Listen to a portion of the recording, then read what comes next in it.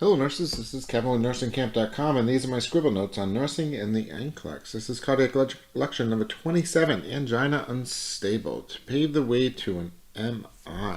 From this sticky note, found on NursingKAMP.com, Instagram, Facebook, Pinterest, Etsy, and Twitter. Alright, let's get going. In previous lectures, I talked about how a patient with angina, an acute coronary syndrome is a blanket statement. It means that there's something acute going on. It could be angina, well, it is angina, and angina means chest pain. And chest pain is either going to be stable angina, or unstable angina, or variant angina. Please see my other lectures on this. Stable and variant angina are relieved by nitro or by rest, and the symptoms will go away. However, unstable, the symptoms are not going away, and the patient is starting to get symptomatic. And what I mean by symptomatic is they start to show dandy signs and symptoms. And these signs and symptoms are that there's an acute process going on, or acute coronary syndrome. So unstable angina, stable angina and transmetal can both become unstable, and unstable angina can just present.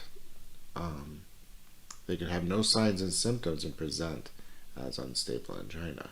This is always acute, and it leads towards an MI. So diaphoresis, anxiety, nausea, dyspnea, ECG changes like ST depression and ST elevation are those changes.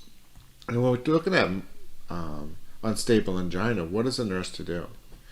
Well, there's a mnemonic that we use. It's called Hona MB. And you might have seen it say Mona. Right? They've talked about it with Mona. But this is actually the order of priority. Things that you do. So when you walk into the room and the patient is having chest pain, you sit them high followers. The reason you sit them high followers is because of you want to perfuse the cardiac muscle in the lungs. And the lungs are more aerated and able to perfuse that oxygen. Then comes the next step. We give them oxygen. The reason we give them oxygen is because of the coronary vessels. So when the coronary vessels are blocked and the person's having chest pain, we have a normal saturation that is going in here in this oxygen. So what we really need to do is that increase the amount of normal O2 that the person is normally getting. Because the reason that we increase it, that's a nasal cannula, and that is anywhere from 2 to 3 liters. But the reason that we do that is we increase this to try to get to 100%. Try to get it as high as possible to really try to oxygenate this deprivation. Because that's what's going on. They're not having enough oxygen in this area. So we need to do that. Next thing we do is that we give them nitro. The reason is we give nitro is because this issue right here, and what we want to do is we want to vasodilate this. So if there's a blockage or something like that in the vessel, if we vasodilate it, it might go through. Okay, it might pass. Also, the concern is that the vasodilation, nitrates work on preload. So what happens is by that vasodilation, it decreases the amount of fluid going into these vessels, amount of blood, and the preload. So the heart doesn't have to work as hard. So it doesn't get as stressed. So you decrease preload. That also helps with the nitro.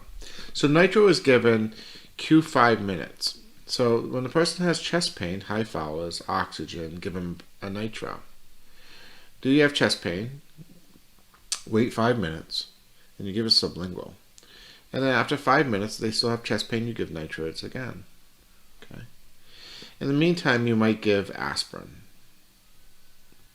And the reason you give aspirin, that's 4 baby aspirins for 81 milligrams. And they chew those. And the reason they chew those, so it gets right into the bloodstream. Because like this vessel right here, like we were talking about, there's all this damage going on. Because, and what happens is in these coronary arteries is that as, it might be a clot as well, but the damage, you start to get platelets. They start to aggregate. Because the cardiac muscle down here is damaged. And so platelets start to aggregate. And the problem is we don't want them to aggregate right now.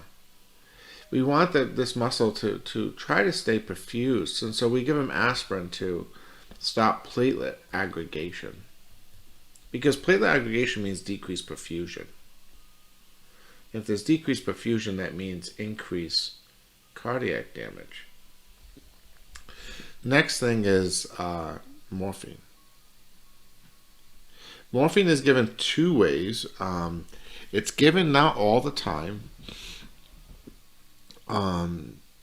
It is given for decreasing preload, like I just talked about with nitrates.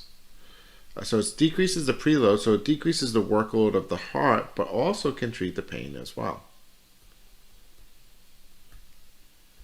And preload, double P. So like I said, you give nitro 5 minutes, then you give another nitro, and you might be doing these other things as well. And then after 5 more minutes, if they still have chest pain, you give your third nitro. Now, you're in 15 minutes now. Now, 15 minutes is acute because of, after 15 minutes, we start to see ST elevation, or STEMI, ST elevation MI. I talk about that in another lecture. So you have a 3-hour window with cardiac, within 3 hours, you need to start doing something for this person. And the role is to try to get them chest pain free. Because if there's no chest pain, there's no cardiac damage going on, or at least immediate acute cardiac damage. So we start to give this process. We put them in high falls, oxygen. We give them nitro. If this nitro doesn't work after those times 3, sometimes I'll put them on a nitro drip or a tridal drip. And depending on what's going on, they're going to go for a PCI, percutaneous coronary intervention. They're going to actually go for a cath. And that cath, in the previous lecture I talked about the cath, it's either in the femoral or the radial. And they put a catheter up, and then it goes into the heart where they look at the coronary arteries to assess what's going on in the arteries, what's happening. And depending on the situation, other medications might be ordered, like G2 inhibitors or something like that, a Febitide or something. So we have morphine, and then the last one is beta blockers.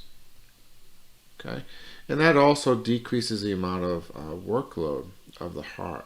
So what you really beta 1 heart, really, if you just gave a beta agonist, it's going to pump the heart. It's kind of a catecholamine.